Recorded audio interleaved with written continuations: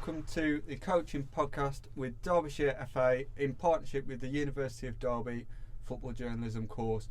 I'm Tom Gibson, a student on this course here at the university. I'm also involved in coaching myself, specifically with goalkeeping coaching, and we also have on the panel lecturer Pete Lansley, fellow student and a barber, and our guest today is Ash. Ella, do you want to give us a brief introduction about yourself? So I'm also a second year student on the football journalism course. I also have some coaching experience. I worked with an under-8 girls team a couple of years ago. Really enjoyed that and hopefully would like to do a bit more coaching in the future. I play as well at grassroots level. I've played since I was little, and I'm also used to be a qualified referee too. My name is Pete Lansley. I'm a lecturer on the football journalism course, and I'm also an FA mentor developer and a mentor in the female coaching game, and I've been involved in grassroots. I was trying to work it back for basically since I was about 13 because I was so rubbish at playing. And what about you, Ash? Yeah, so I work for Derbyshire FA, leading on. So my role is the football development officer, leading on clubs and coach development. So do that as my full-time job as well as coaching in academy football. I have been doing that for probably the past 5-6 years, but I've been coaching since I was 16. So yeah, long time. So to start off then, Ella, we've got a starter activity for Ash. Yes, so we're looking at the 4 corners module. Obviously, social, physical, tactical, psychological. Which of those would you say is the most important? So you're going to be under pressure here, and you're going to have 30 seconds. So when you're ready, let me know, and we'll go. We'll go either out. Yeah. I guess it probably changes. I feel the pressure now. There's a lot going on. Yeah. Probably change depend on what age you're on coaching and when and where. I'd probably go for the technical corner in terms of the age group. I work with the younger age groups, which is really important to get kind of brilliant basics. So I'd probably go technical, but there'd be a slight thing on there on psychological as well, being probably a close second I'd go with. Done with 4 seconds to spare. Yeah. I'm sweating after that. That was tight. So what is it that you enjoy? Would you say you enjoy the most with your role, Ash? In terms of kind of my role with the FA, I think be able to kind of go and help out and develop grassroots, and hopefully make that a better enjoyable place for the kids kind of taking part in football, but also then helping those coaches on their journey. So kind of when I'm coaching, all about the kids, but in this role it's kind of actually more about the coaches and kind of can we help over their journey really. So as much as we want the kids to go and play at the highest possible level, whatever that level may be, whether it's just being a better grassroots play or having more fun, I think to allow a coach to become better, and maybe allow them to go on their journey and go be a better coach, whether that's again something in terms of paid role or volunteer. Obviously, the trade-off from that is if a coach gets better, it's only going to have a positive impact on the kids taking part in football as well. And I think of worse things to do and spend the majority of my time talking and watching football. Do you know what I mean? I think there's a lot worse things I could do, if I'm honest. And could you give us a bit of a brief overview on what the Derbyshire FA actually do, with coaching and other factors in football as well? I feel like I can't get this answer wrong now, and if I do, there's going to be some serious questions. So in terms of Derbyshire FA, obviously it's governing kind of the football in the Derbyshire area. My role again specifically is for club and coach development. So in terms of clubs, that's helping clubs with accreditation. If clubs want to kind of have more teams and kind of want to develop their club as well to become a better club and probably more of a thriving club, something that clubs will start hearing of soon, to kind of help and support and lead on that and work with people in our organisation to find the best things for them. And in terms of the coach development, a number of things. So one, it might be again checking clubs to have the correct qualified coaches and helping them get there. Majority of the time it's putting on coach CPDs, so coach development events. So as a county we have 6 main areas in which we deliver coach development on. So the idea is that every person in the county is 30 miles away maximum from a CPD. So we do it up in again the High Peak in Glossop, we do it in Matlock, we do it in Ilkeston, we do it in Derby, and we do it in Melbourne as well. So kind of our areas, including Bolsover and Chesterfield as well. So kind of our 6 areas really. So we deliver bi-monthly, kind of one every 3 months CPD for those areas. We also then do a number of things. So kind of we do have our coaches community where it's a bit like a forum where coaches can share ideas and I might say, I've got a session idea for this, so anyone's struggling with these ideas, they can kind of bounce off each other. We do get a number of things where coach can kind of just come and ask us questions, or book in a call, and kind of do things on there really. We're looking to do monthly webinars, so we know that getting out to CPD can be quite difficult for people, especially when they are, again, volunteers. You're working probably a 9-to-5 job, if not different kind of, but you're working a full-time job. Everyone expects to go in and coach a grassroots team on a Wednesday or Thursday, for example, and then and on a Saturday or Sunday, plus having kids and all these kind of and a social life, by the way. I think that's quite important to have. Not like I have one of them at the moment. So I think it's important to kind of do some stuff online where people can do that as well. And obviously, part of that is this idea of this podcast in terms of how can we help coaches up and down the county and also throughout the county in terms of sometimes just share ideas or challenge their thinking or think of different ways which I shouldn't have thought about before. So that's the idea of this, and kind of as a county, and we're looking to do more and more things to kind of engage coaches and just help them get better. And with the CPD sessions and things like that, from your view and as a coach and as a mentor, etc., what is that like for coaches to learn off other coaches as well and network also?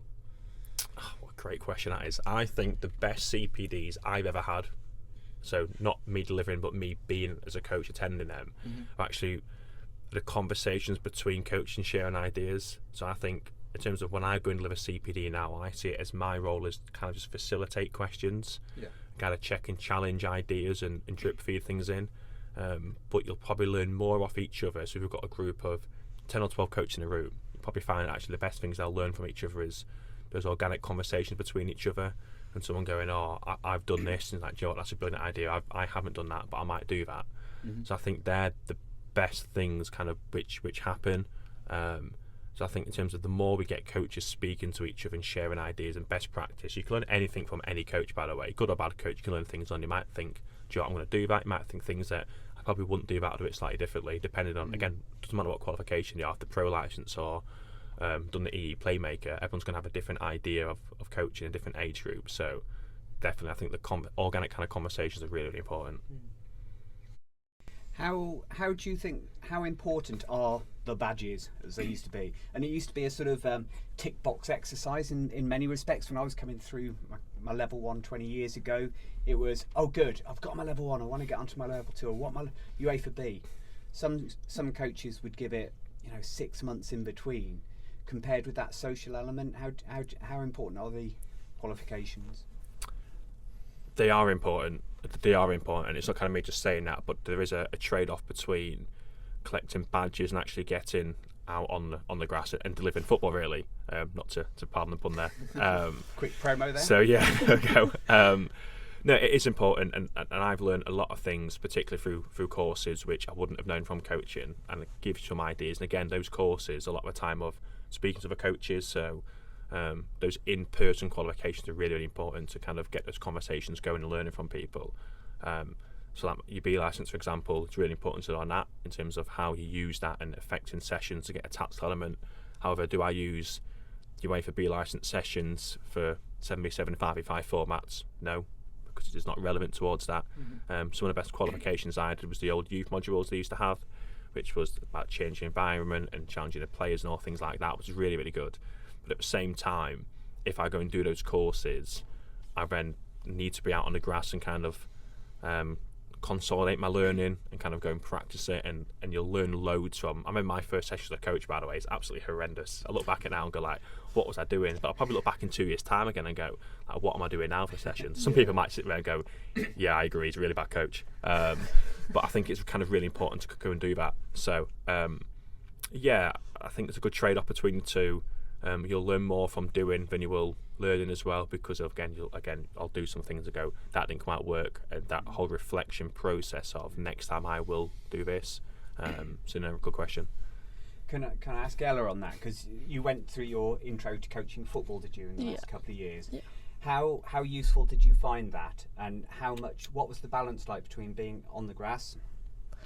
Well, I think it was, the learnings from it. I think it wasn't the introduction to football, it was the Playmaker. I think it was what I did. Yeah. It was all online, so I think translating the skills and then going to actually do it in person was a totally different thing. I think it gives you the starting point that you need in terms of the knowledge, but to go out and actually do it is a different thing, and just practicing it in person makes such a difference. Like, you're not going to have all the knowledge just from doing some modules online, I don't think. Yeah. What about you, Tom? Because you coach goalkeepers on a weekly basis, I believe, and how much learning have you done from the courses compared with what you've learned out on the grass? I think the courses teach you a lot, but I think ultimately for me, just me personally, I think I learned better in the practical environment. I think the courses give you that basis of what you need to know before you can step onto a field and say you're a coach. But then when you actually are coaching, like you were saying about the whole reflection process where you go away and think, okay, I can do this better. I think when you kind of learn on the job kind of thing is a good way to go about it for me personally. So like after every session where I'll do goalkeeper coaching, I'll talk with the lead coach, and then we'll discuss different drills and things, and there might be some drills that I like that doesn't work for him as such, but again, it's just about communicating with the right people, and ultimately you want to get the best out of the people that you are training. I think as long as you have the process of getting those qualifications and putting it into real life and real world experience, I think that it's a great start. And then once you link that in with networking and things like that, I think there's just such a good pathway to progress as a coach that it's kind of hard to turn down. I think that the course are really good at giving you a baseline of understanding in terms of kind of what's important. So whether it's session structure, session design, practice kind of spectrum in terms of it's going to be, we just call it a block practice now, it's kind of like no interference in terms of like a random or like match game. Kind of there's no right answer to coaching. It's kind of like the more you know coaching is the more you know you don't know, because it's just such a confusing thing.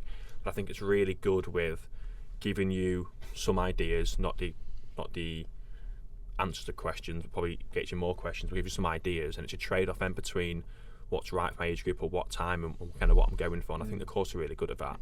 And I'd say my look at coaching is I could give anyone a session plan and go and deliver that. And I think if you get on with that age group, you can easily do it. I think coaching then it's not facilitating the practice for detail or how you go and coach the kids is really, really important. I think the course are really good at that. I did futsal B last year, and a lot of that was about 2 and 3 player combinations, which I didn't do in my old level 2 or my B licence kind of back when I did them. But the 2 and 3 player combinations are really massive now, a part of that. And obviously with the format changes coming on, you're going to see a lot more 2v2s and 3v3 stuff coming out. So those courses gave me the real kind of technical detail of those combinations, and then I then took that away and how to implement that in session. So I think the course are really good at that kind of basic understanding, really. And how important do you think as a coach is it to be adaptable, like you said then, if you're going to give someone a session and say, go and deliver this to an under-8s boys team or something, and the next week it's under-13s, and you know, how important is it to adapt things to what players you're coaching and things like that? It's massive. When I did my masters, it was all about like the who, what, how framework. So who am I coaching, how am I coaching, and what am I coaching? And if I could have almost the same session idea for under-8s I could under-13s, it would still work. It's just a detail and how you lay it up is going to be slightly different.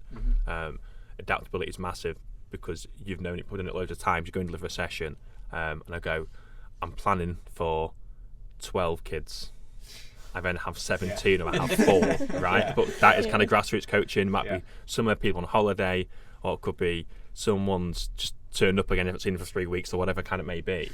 And in terms of that, or it could be actually I've gone to a pitch. Actually, I don't have as much pitch space as I thought I did. I've got more, or actually someone's left a bag of bibs at home, or I've got 3 pumped up footballs, or kind of whatever it may be. So I think adaptability is massive, and it's a case of. And I think sometimes I go with an idea of what I want to coach in a session. So I might say we want to work on 2-player combinations, whatever that may be, or it might be working on a certain type of receiving practice. But I'm looking at that group and they can then do that within 2 or 3 minutes. So then as a coach, I've got to think, right, how do I scale this up? And that planning's really important for that. But I think sometimes people go off a session plan, I have to deliver this. Like, it's not the case. And people see it with lecturing as well, where you probably want to go on one topic and actually go off on a completely random tangent, but that's fine because that's maybe that's what the group needs. Or vice versa, I might plan a practice and go, right, which is a start activity to be able to do this. and it can't, and it keeps breaking down. So actually I've got to then scale it back a little bit to kind of build it up. And time wise, well, I might plan for an hour and it might start chucking it down, so I need to get the players moving constantly so they just don't get wet and cold. Like we said before, in terms of winter times, not your best ideal to do block practice in terms of stand cone to cone, because it's just far too cold for that. So I think it just has to be so adaptable, and I think that's good, and coaches need to be able to think on their feet, really. How fit for purpose is the I2CF? Is it not just too much online? I hear people say, "Oh, bring back the old level 1. At least you're out on the grass all the time." I'm going to define fit for purpose, and there's trade-offs to it. There is definitely trade-offs. Again, everything's a trade-off.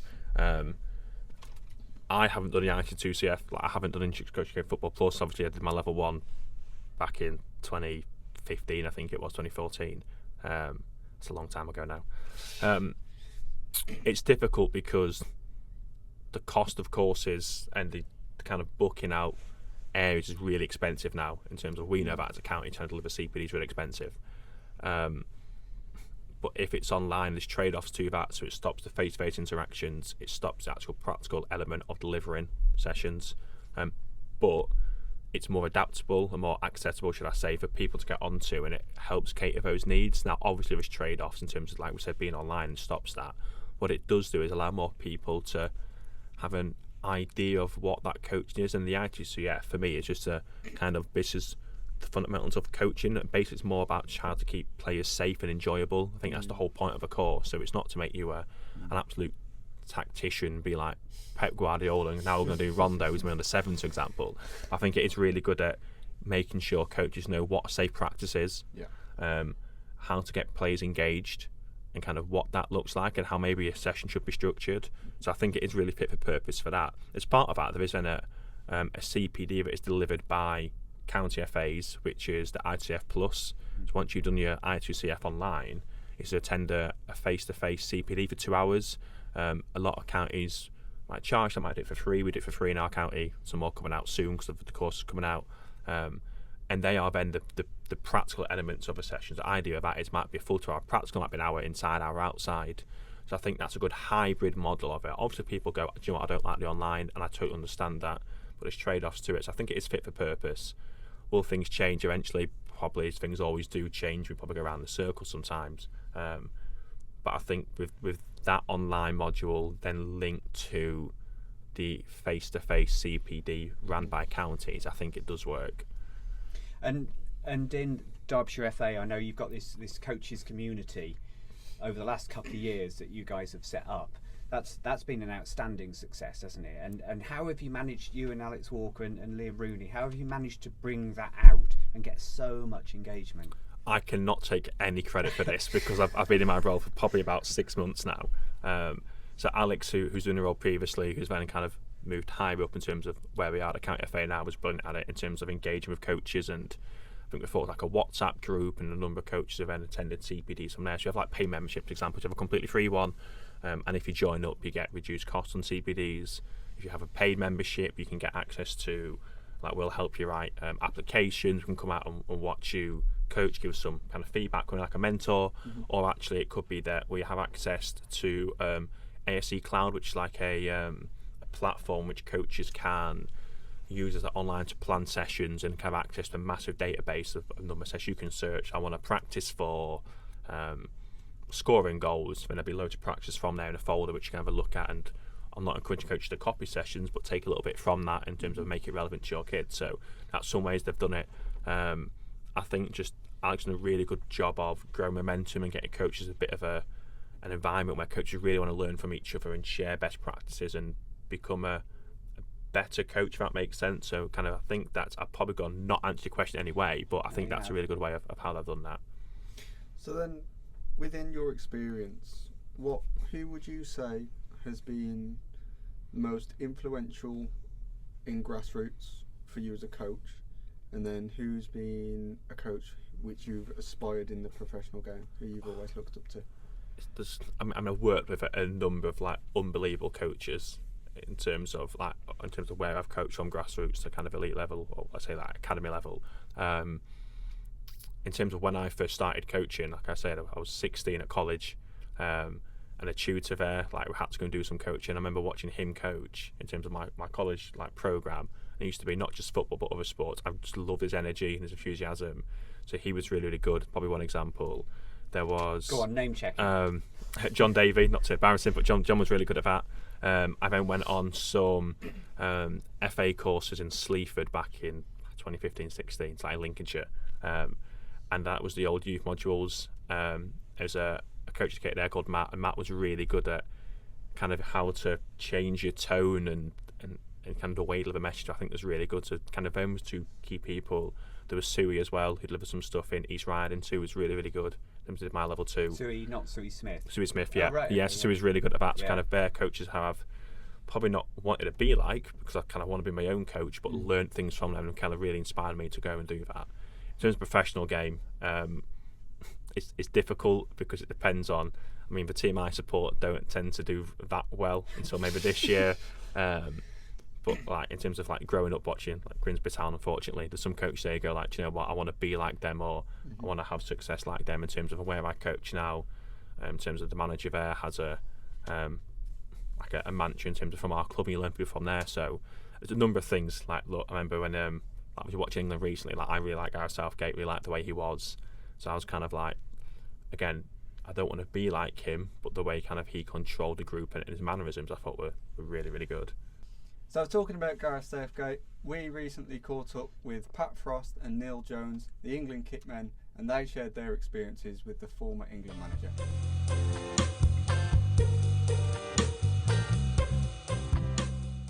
And then going into your careers now, what kind of things have you taken when you've worked with managers in the programme compared to what you've seen at grassroots level and things like that? For me, Gareth is just his calmness. He's not you'd go and see him walk over to a fourth official and maybe discuss, but he's not ranting and raving at them and stuff like that. And I think that's sort of what's name into the team as well. 'Cause I don't think we was massive arguers, was we? As a No, team it wasn't. England. Gareth would do what every head coach does, which is that. Everyone does that. He'd go and even now. question and stuff, but there wasn't. He's not in the face, or he's not pointing, or moaning about anything. He's just politely opening his arms to say, "Was that the right decision?"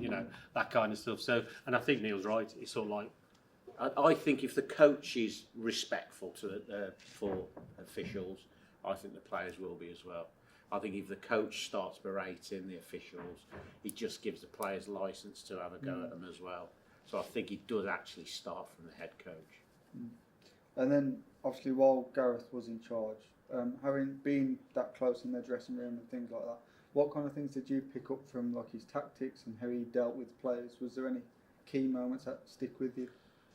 Not really, just a word I've just mentioned again. He was calm, wasn't he? Everything was just relaxed. he'd have a little tactics board, wouldn't he, at his feet? No, sorry, he'd have a bigger one behind him, sort of thing, and he'd move them around. But everything's structured, everything's nice and calm. He's not shouting. Even if not that we ever were, you're 3-0. He's just staying calm, getting his messages across nice and easily, and people listen. I worked with a high pro, and I don't want to name him, but I worked with a high profile coach once who was literally just thrown the tactics board down. The pieces have just scattered around everywhere, and the players aren't interested. They're just now basically bricking themselves, looking down because they don't want to look up. I don't think you're getting anything out. The players are just thinking, please don't look at me, please don't speak to me, please don't call me out. And I'm on my hands and knees going round picking these little magnets because any second he's going to go, where's that tactics board? I need it now. So I think, calmness has got to be the way forward. It can't be ranting and raving. I think them days are gone, personally. You talk about the ethos that Gareth Southgate brought to the England dressing room, and we can get a flavour of that. Were there moments tactically during his reign, and you were there in some of the biggest moments, 2 semi-finals and a final, when something was changed for a positive during a half-time or before an extra time? Blimey. He got a lot of stick for it, and he probably went wrong, but the penalties in 2021, there was a process to that. Every training session, we're taking penalties, and the best 5 players were the best who he wanted on that pitch at that time, didn't he? At the end, it went wrong, But in training, these are the ones who are scoring all the time. The higher profile players are putting them in rows there, but everyone are wanting. Oh, why didn't he take one? Why didn't he? Who are you supposed to play? Who are you supposed to pick? The ones who you think are going to be good because they've been good over the years, or the ones who are just delivering. And so it was a sort of positive thing he did, but it just didn't happen. It was just logical, though. Yeah, a total logical. And people who don't think you practice penalties haven't been there, because we're doing them all the time. Religiously, religiously. And in your roles as kit men, can you give us share a couple of secrets from the England dressing room then?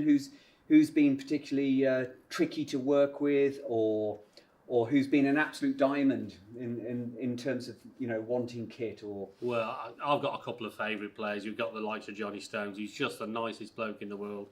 Jack Grealish is one of the funniest blokes I've ever come across in my life. Jordan Pickford absolutely batters us all the time. So there's got a couple. I'm sure Neil's got a couple as well. Carl Walker has his lucky pants for each game, and that's not to play, and that's just to travelling, by the way. So he'll come up to us the day before and say, "Oh, can you wash these pants ready for tomorrow to go to the game?" And he's not taking no for an answer either, is he? So we've just landed in, I don't know, Latvia or something, and he's coming to you with these pants. Oh, can you get these washed for tomorrow to travel to the game? And then So Neil's in his sink with his toothbrush. I have done that. I've literally said, joking. "Oh yeah, I've done it." So I've washed them in the sink, put them on the radiator in my own room. The hotel have just given me back. Fantastic. And what, as players grow into the team and things like that, Jude Bellingham's one who come into the scene and has gone, to the top of the world basically, from Borussia Dortmund to Real Madrid. What's he been like as an individual with either of you? He's been great. He hasn't changed with us, has he? No. And we get a lot of stick from him, obviously, because of the Birmingham Albion connection. He always mentions that. He always greets me like this with his little Zulu thing, but we give him a bit of stick, he gives it us, and he's a great bloke to have around. He's always got a smile on his face. Your coaching career, Ash, how important have personal skills been for you as a coach? I think it's massive in terms of you need to get an engagement with the kids. And kind of more and more I coach about, it's kind of more I realise that actually engaging and getting them on board and listening to what you say is really important. That's at any age, by the way. So I've coached again kind of adult university students down to under 7, for example. But I think those personal skills are really important, not to be a robot. Now, it doesn't mean everyone should coach exactly the same way. I think it's really important to coach your personality and be different. So I know some coaches who are off the wall crazy coaching and the energy levels through the roof. They must have like a kind of Red Bull or any energy drink, obviously. In terms of must have that beforehand and be like off the scale. And some coaches are really just calm, relaxed into how they deliver. Some are kind of in between. Some are a little bit sterner. Some are a little bit more fun. And again, that's when we talk about who you're coaching and changing. So I think the way I deliver does change from time to time in terms of the group I'm delivering, or if I want higher intensity or it's a bit more of a relaxed session, I don't know, but it does definitely change. But those people skills are massive, because if the players don't buy into you and don't enjoy the sessions, they won't come back, or they won't get the most on a session, if that does make sense. So how important is it to adapt maybe your coaching style based on the player or the players? Yeah, again, that who, what, how. So what works for one player won't work for another. So in terms of I'm a player, like, I don't like being shouted at. I don't kind of respond well to it. I'm probably being a bit more of an arm around the shoulder, I guess, approach. Some kids probably need challenging and told and kind of like, come on, that ain't good enough. You need to go and do a little bit more. And the kind of how you phrase it obviously different to a 7-year-old as you would to an adult in male and female game. But I think in terms of what works, that what person, what makes them tick, what do they respond well to, and that's kind of, it's really difficult to get that from one session. So if you've got your group over a period of time, you start to probably understand what works for those players, if that makes sense. And then looking at your career, you mentioned that you started at 16 at college. How's that journey been? How have you progressed to where you are now? Similar to Pete, I was no good at playing football. I think I just played grassroots and that was about it. I always kind of wanted to be involved in football somehow, and obviously at 16 years old I was like, I want to be Alex Ferguson. I want to go and win Premier League titles, for example, and quite realise as you get older, you go like, it's probably not a quite realistic dream, but kind of what I want to do. So I always want to be involved in football. I was like, I don't know what that looks like. I really enjoyed coaching, so I had to go and do 10 hours of coaching when I first started college as part of like my college course. So started doing that, and then kind of then progressed from there. So then I went into a grassroots team at Cleethorpes Town. Started helping out with a couple of age groups there. Somehow after 6 months, had my own group to deliver. Then I've got no kids, I had no connections to group, but then started coaching there. Did that for a couple of years. Still at college at the time, finished college. Then I was like, right, kind of what's next for me? So then went into applied to go out in America and coach out there for 6 months. So kind of did that on soccer camps and done all sorts there. Came back, worked in schools again, coaching, but not coaching's coaching. Whether it's football or PE, it's still teaching a skill. Then did that, went to university, went to Sheffield Hallam University, and there I emailed Sheffield United and Sheffield Wednesday and was like, any volunteering. Sheffield United came back and said like, come down. So started off kind of in a ET program, which like for the kids who's not in the academy, but kind of someone to keep an eye on as a talent identification point. So started off there volunteering, and then quickly kind of progressed from there, doing more and more days. Went on placement at Sheffield United in terms of the recruitment office as well. As part of that, I actually went out to Poland for 2 or 3 days and coached. When I went there, I was told everyone speaks a word of English in terms of group we got, so don't worry. I've got there and gone, hello guys, and there was absolutely no response, and no one spoke a word of English. So like, as a coach, that was really challenging, about like that adaptable and personal skills. Yeah. Trying to coach when no one understands a word that you're saying, not because of the accent, because of kind of the words, it was so challenging. But then did that and kind of progressed from there. So then like coach university side at Hallam, so the women's second team there, and kind of done a number of things with all different age groups. And then got a role at Rotherham United Community Trust. So my role there was overseeing the whole football pathway from under sevens to kind of up to whatever age group, up to the college age group. As part of that, we got funding for the emerging talent centres. So obviously that's for talented female players. So kind of oversee that for 2 years. And ran a Future Stars programme, which was for a community branch of football, helping hopefully identify players to go in. So we did really well there. In I think 2 years, we got about 14 or 15 players progressed from there into academy football, which are really, really good. That has nothing to do with me. It has in terms of the kids who are always going to get there whether I was there or not.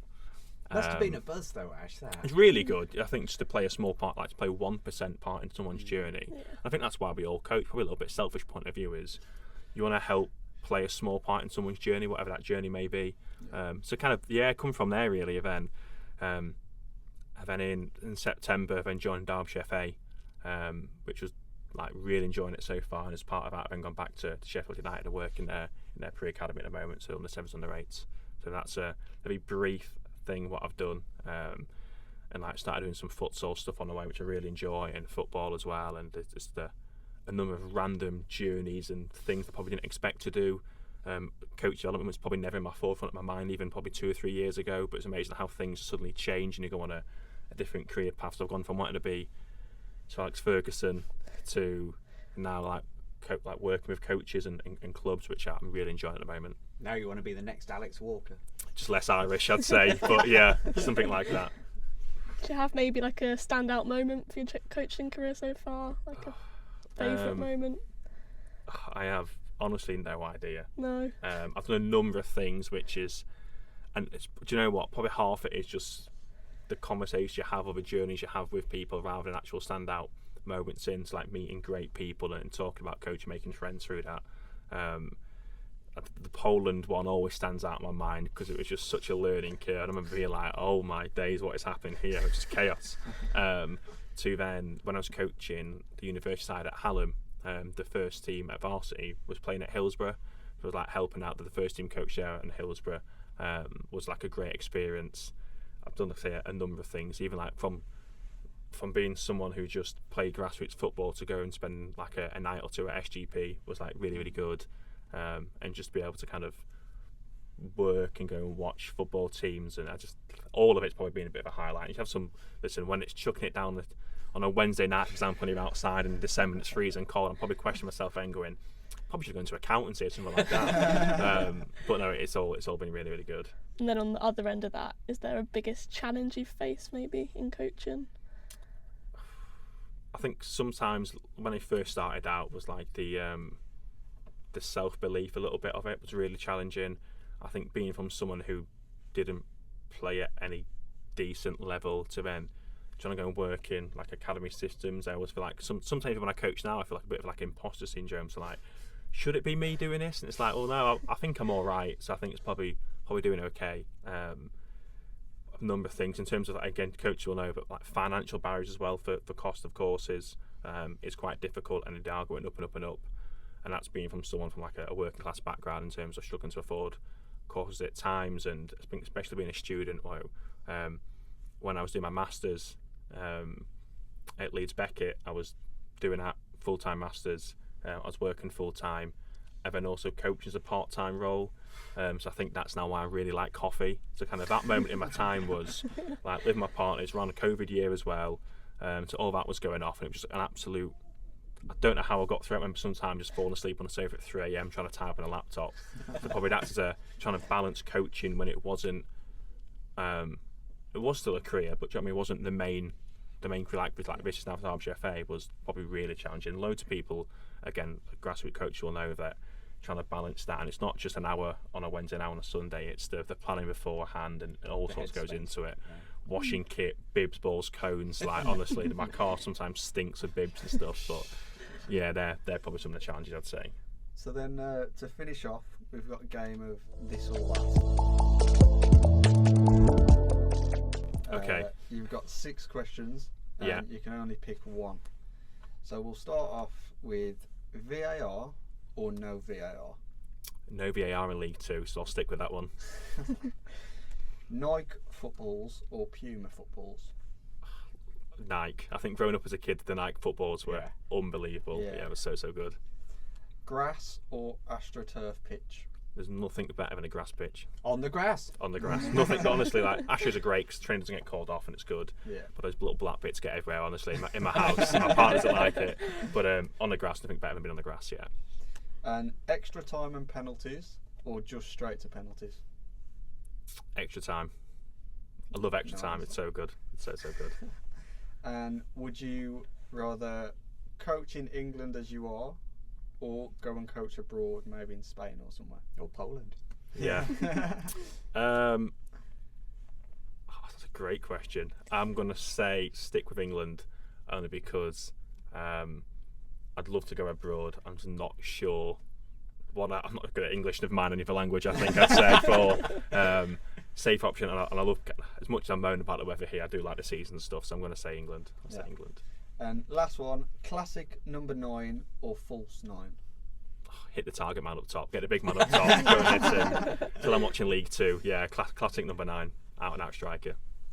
Brilliant. Well, thank you, Ash, for sharing your experiences, and we hope to see you next time.